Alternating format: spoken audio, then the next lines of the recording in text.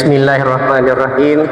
Assalamualaikum warahmatullahi wabarakatuh. Salam keselamatan, rahmat dan barakah dari Allah Subhanahu wa taala untuk kita semua. Pertama-tama syukur alhamdulillah kita panjatkan kehadirat Allah Subhanahu wa taala. Pagi hari ini kita masih diberi kesempatan sekaligus kesehatan. Mudah-mudahan kita semuanya senantiasa sehat walafiat selalu. Amin. Yang kedua, bahwa materi kita sesuai dengan penugasan yang sudah saya sampaikan di awal, bahwa hari ini kita membahas tentang understanding quality atau memahami kualitas.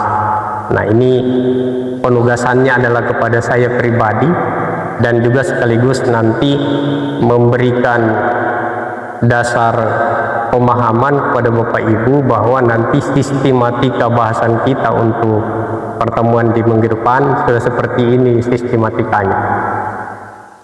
Jadi understanding quality ini nanti kita lihat berdasarkan referensi yang ditulis oleh John S. Auckland. Nah, ini judulnya Total Quality Management and Operational Excellence. Nah, jadi di sistematika buku ini, subbahasannya understanding quality, itu dia membahas tentang 5 poin ini. Jadi kualitas, daya saing dan pelanggan, kemudian memahami dan membangun rantai kualitas, kemudian yang ketiga, yang ini mengelola kualitas, yang keempat, memulai kualitas dengan memahami kebutuhan, dan yang kelima, kualitas di semua fungsi atau unit yang ada di dalam sebuah organisasi. Nah, itu unsur-unsur yang akan kita bahas di dalam memahami tentang kualitas. Gitu.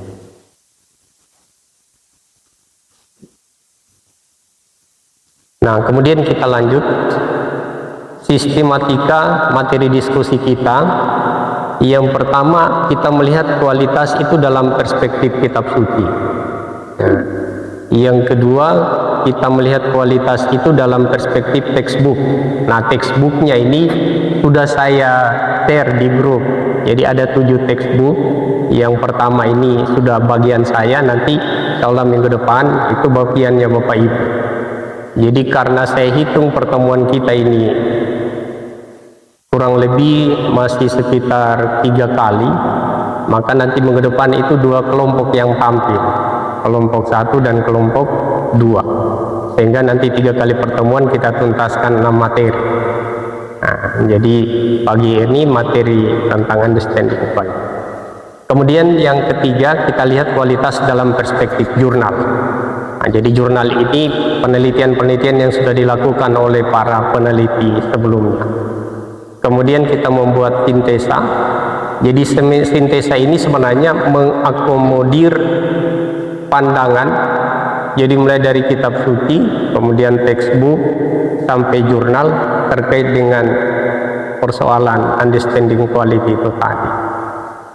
Itu sintesa, hampir sama membuat kesimpulan, tapi dia substansinya saja. Dan yang terakhir sumber referensinya atau daftar pustaka. Jadi itulah sistematika yang akan kita lewati di dalam diskusi kita. Jadi dia sedikit berbeda dengan sistematika makalah. Jadi kalau makalah itu ada latar belakang, ada rumusan masalah, ada tujuan, ada manfaat, ada kajian teoritis, ada metode, dan seterusnya. Nah, jadi kita cukup seperti ini, singkat, padat, tapi bermuatan nilai. Jadi tidak perlu banyak halamannya, mungkin sekitar 3-4 sampai 5, tapi yang penting dia substansi, gitu, poin-poin penting yang kita sampaikan. Saya kira itu ya. Kemudian kita masuk pada memahami kualitas dalam perspektif kitab suci. Ini kita bahas sesuai dengan sistematika. Nanti Bapak Ibu tolong diikuti dan dicermati bahwa nanti arahnya seperti ini kita menyiapkan materi. Nah, poin yang pertama itu tentang quality. Jadi di dalam perspektif pandangan kitab suci, kualitas itu tetap dia mengacu kepada harus ada iman dulu. Imannya dimaksud ini kemarin sudah kita bahas itu terkait dengan kepercayaan. Jadi mutlak kepercayaan itu tanpa syarat, tapi percaya tidak cukup hanya percaya, itu mesti bisa menyaksikan. Jadi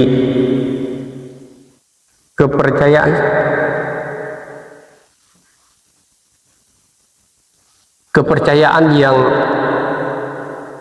kuat, yang betul-betul nanti menghujam ke dalam diri, ke dalam kalbu, itu kalau dia diimbangi dengan penyaksian. Jadi tidak sekedar hanya kita percaya.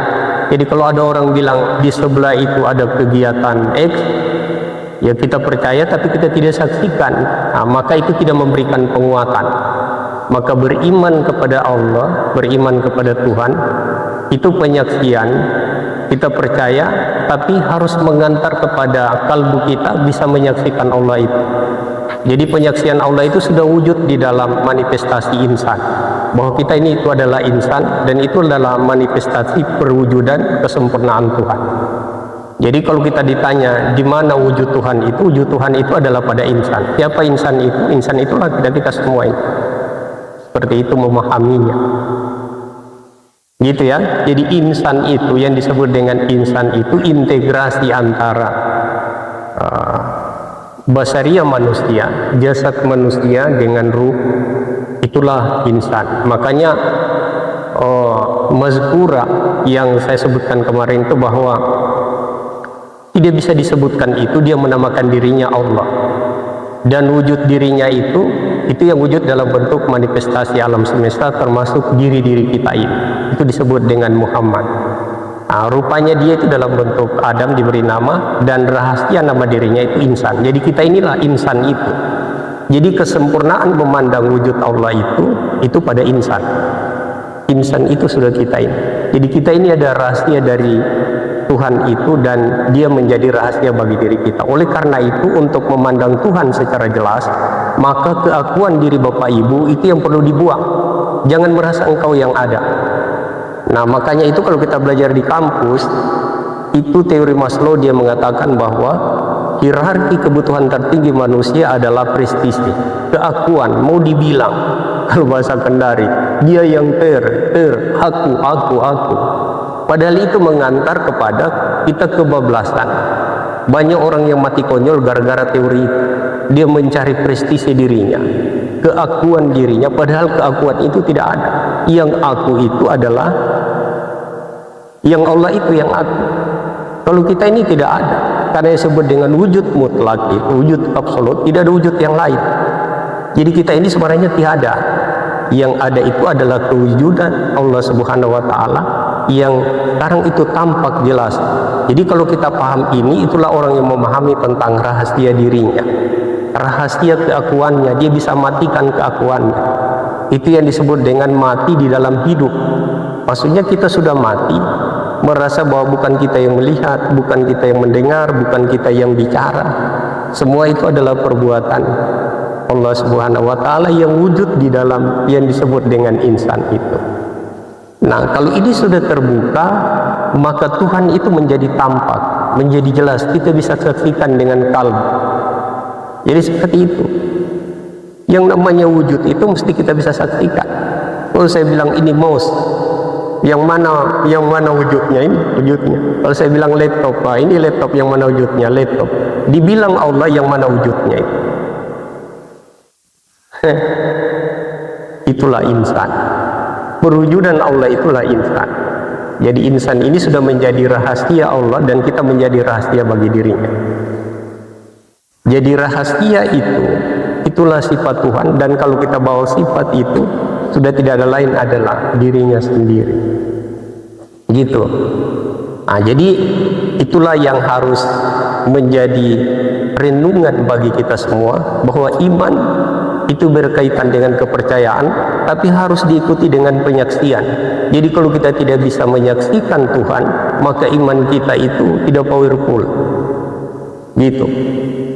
Nah, oleh karena itu maka kualitas itu harus memang betul-betul standarisasinya adalah keimanan itu tadi. Jadi kalau tidak ada iman, tidak ada cerita tentang kualitas. Itu omong kosong semuanya. Kenapa? Karena seluruh aktivitas yang kita lakukan menurut kita adalah ibadah. Tapi kalau kita tidak ada iman, tidak ada penyaksian kalbu, itu semua yang kita lakukan itu akan sia-sia.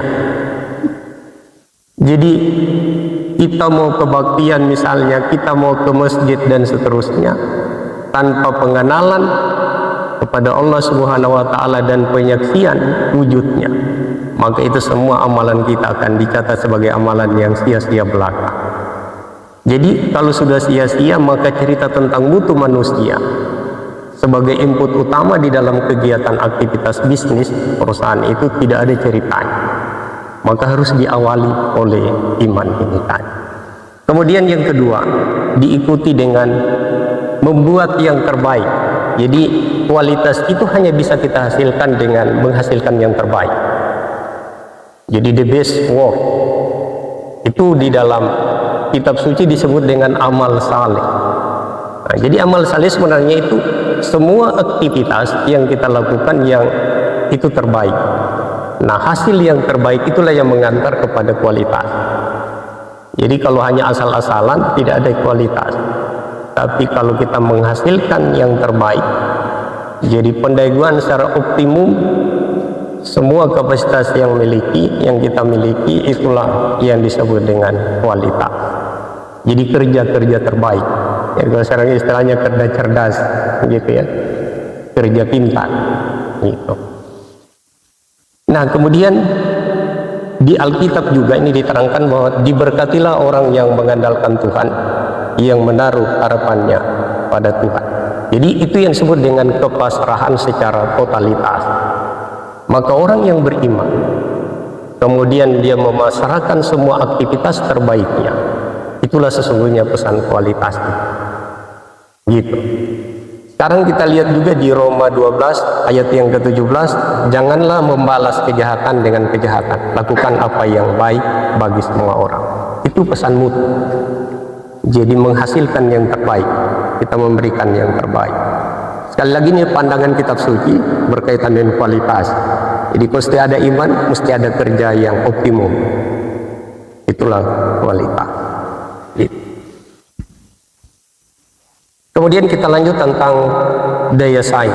Ini competitiveness, itu sub-sub tadi ya yang kita bahas. Apa itu daya saing? Nah, kalau kita lihat ini, daya saing itu dalam perspektif pandangan kitab suci, apabila kamu telah selesai dari suatu pekerjaan, maka bekerja keras untuk pekerjaan yang lain. Itu yang disebut dengan daya saing. Jadi mengerjakan sesuatu yang the best tadi, ketika dia selesai, maka kita ikuti dengan kerja yang lebih keras lagi, lebih keras lagi untuk aktivitas berikutnya, sehingga kompetitif itu akan ada. Gitu. Itu pesan kitab suci seperti itu. Kita disuruh bekerja keras, tapi ada peningkatan di balik kerja keras itu. Jadi tidak ada stagnasi, tapi ada dinamika yang terjadi di dalam melakukan semua aktivitas terbaik yang kita hasilkan. Maka itulah yang disebut dengan daya saing dalam perspektif pandangan kitab suci.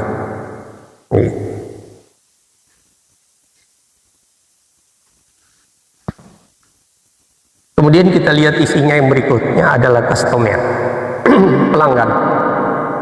Jadi ternyata pelanggan ini semua referensi berkaitan dengan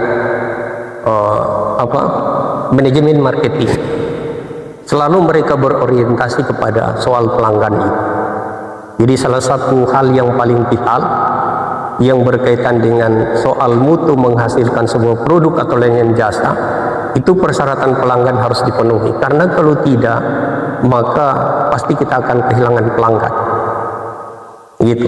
Maka apapun yang dia butuhkan, itulah yang harus kita sampaikan, itulah yang harus kita sediakan. Kalau di dalam konteks kita sebagai pemilik bisnis. Nah, kaitan hubungannya dengan pelanggan, maka kitab suci mengajarkan bahwa seperti ini, bahwa harus murah senyum, harus lemah lembut, dan terus. Itu luar biasa ajaran kitab suci ini berkaitan dengan soal pelanggan. Jadi Jadi saya, karena itu pasti nanti Bapak Ibu beli. Makanya Indonesia itu, jemaah Indonesia itu dikenal jemaah yang tukang belanja. Sebenarnya bukan soal tukang belanja, tapi soal manajemen marketing. Orang-orang di stan-stan itu hebat sekali.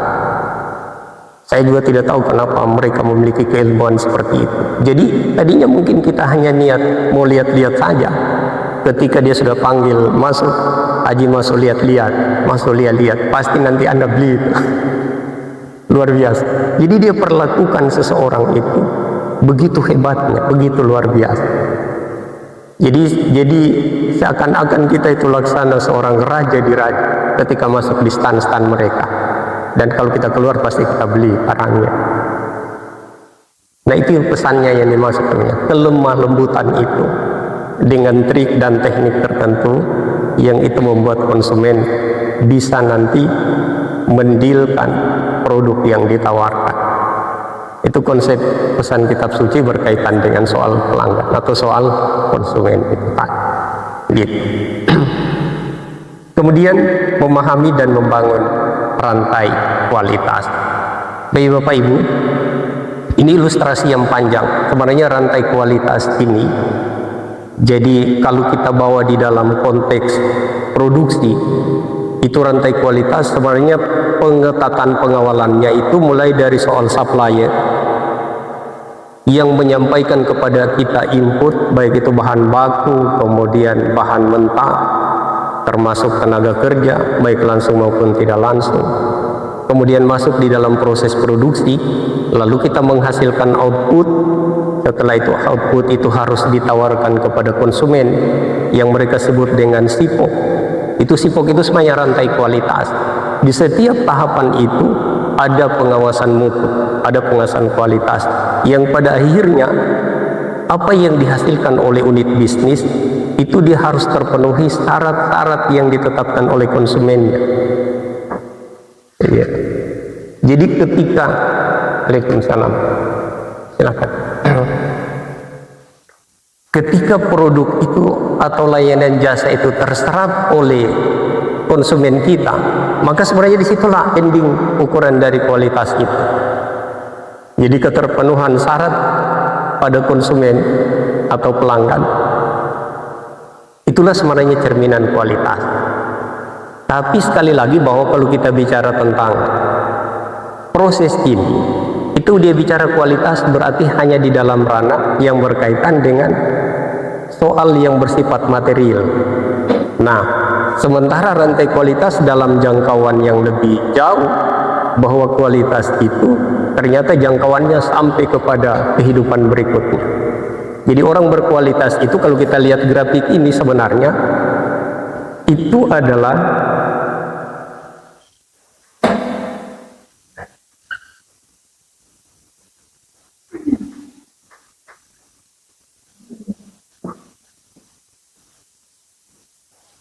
ya. Baik, kita lanjut ya. Jadi kalau kita lihat grafik ini Bapak Ibu, orang berkualitas itu kalau kita start dari alam dunia ini panjang, ini ada tahapan-tahapan yang harus dilewati, yang pada akhirnya kualitas itu sangat ditentukan nanti kita mau masuk surga ini atau mau masuk neraka, gitu. Gitu ya.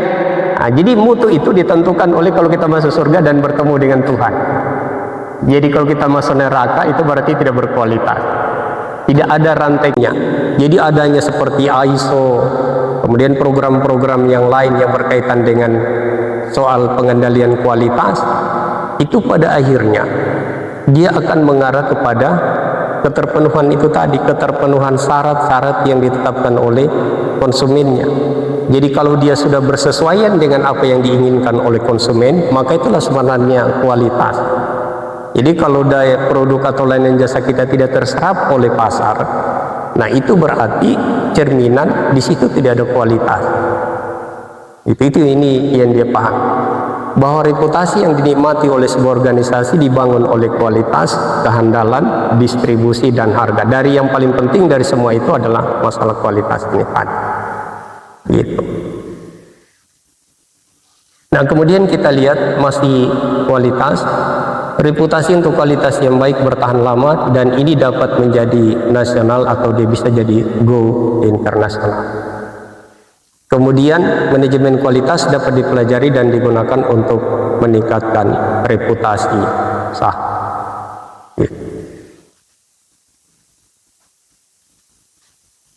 Kemudian daya saing. Jadi daya saing ini kemampuan produk atau layanan untuk terus memenuhi persyaratan pelanggan dari waktu ke waktu. Nah, itu menurut John, menurut textbook ini. Jadi keterpenuhan pelanggan dari waktu ke waktu, apa yang dia inginkan. Kalau perusahaan atau unit bisnis bisa memenuhi itu yang sebenarnya disebut dengan daya saing.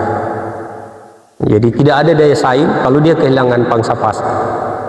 Jadi semakin besar pangsa pasar yang dia kuasai, maka itu cerminan daya saing yang semakin tinggi. Berarti sebagian besar produk atau layanan jasanya itu terserap oleh pasar. Jadi bersesuaian dengan apa yang diinginkan oleh konsumen. Nah, pada saat itu maka terjadilah yang disebut dengan daya saing. Kemudian untuk pelanggan, ya ini sudah jelas pelanggan itu adalah orang yang kegiatannya membeli dan menggunakan produk. Nah, perusahaan yang menyenangkan pelanggan secara konsisten, kemudian dia memenuhi persyaratan pelanggan, kemudian pasti dia akan mencapai reputasi keunggulan, termasuk loyalitas pelanggan. Gitu. Jadi seperti itu ya. Jadi kalau di perspektif kitab suci tadi itu berlemah lembut. Jadi iya, gimana ya? Jadi seperti menyenangkan pelanggan secara konsisten. Nah, itulah yang dimaksud dengan mencapai reputasi, keunggulan dan loyalitas pelanggan. Ya, loyalitas yang harus dibangun supaya maksudnya dia terus-menerus menggunakan produk atau layanan jasa yang dihasilkan oleh unit bisnis. Gitu. Nah, sekarang kita memahami kualitas ini, memahami dan membangun rantai kualitas dalam perspektif pandangan kitab suci. Di seluruh organisasi ada serangkaian pemasok dan pelanggan internal. Nah, jadi ini maksudnya begini. Jadi di rantai kualitas ini kan pasti ada supplier. Jadi supplier itulah yang memberikan kita input, yang menyediakan input untuk kebutuhan di dalam kegiatan proses produksi. Nah, jadi supplier menyediakan input diproses oleh tenaga kerja, termasuk peralatan mesin-mesin dan seterusnya, maka kita menghasilkan yang disebut dengan output dalam bentuk produk, barang dan jasa. Lalu ini semua nanti akan kita pasarkan, dan pasar kita adalah konsumen itu tadi. Nah, maka rantai kualitas sebenarnya itu dia berawal pada soal supplier ini dan endingnya adalah konsumen. Jadi setiap tahapan yang terjadi, mulai dari supplier input, kemudian proses output, dan kemudian customer kita. Nah, di situ sebenarnya kalau di dalam perusahaan-perusahaan yang sudah menerapkan quality control, itu setiap tahapan itu ada quality control di situ. Yang pada akhirnya output yang dihasilkan itu memenuhi standarisasi persyaratan konsumen. Nah, itu disebut dengan rantai kualitas. Jadi keterpenuhan syarat konsumen itu yang membawa perusahaan memiliki reputasi dan dia memiliki daya saing. Gitu. Ini cerita tentang soal memahami dan membangun rantai kualitas. Kemudian hubungan internal pelanggan harus dikelola dengan interogasi, dengan serangkaian pertanyaan di setiap pelanggan. Nah, ini yang saya maksud sudah itu tadi, bahwa ini yang disebut dengan pengawasan kualitas pada setiap tahap-tahap, mulai dari suppliernya sampai kepada konsumen. Itu ada pengawasan kualitas. Jadi diawasi sampai produk itu dipasarkan. Nah, makanya biasanya juga produk kalau sudah di pasar itu adanya tes kepuasan. Makanya itu ada analisis indeks kepuasan konsumen. Jadi perusahaan-perusahaan yang memperhatikan soal marketingnya, itu mereka melakukan survei dengan mengukur tentang indeks kepuasan konsumen. Jadi dari situ mereka bisa melakukan evaluasi diri berkaitan dengan kira-kira produk atau layanan jasa yang kita hasilkan ini sudah bisa memenuhi standar kualitas yang ditetapkan atau tidak. Gitu. Kemudian memahami dan membangun rantai kualitas masih ada dua aspek yang berbeda namun saling terkait, yaitu kualitas dan desain yang membuat produk itu menarik. Tapi kualitas itu boleh jadi di luar yang tampak itu dia berkaitan dengan soal yang tidak tampak di dalam, dan itu kadang-kadang hanya bisa dirasakan, bisa dinikmati gitu. Nah, jadi yang kita kehendaki adalah sudah desainnya bagus, kemudian kualitasnya baik secara fisikal maupun secara non fisik yang termuat di dalam produk atau layanan. Nah, itu juga harus bisa memenuhi. Kalau ini tidak segera dievaluasi dan dilakukan perbaikan, masuk suppliernya, kemudian masukkan inputnya, yaitu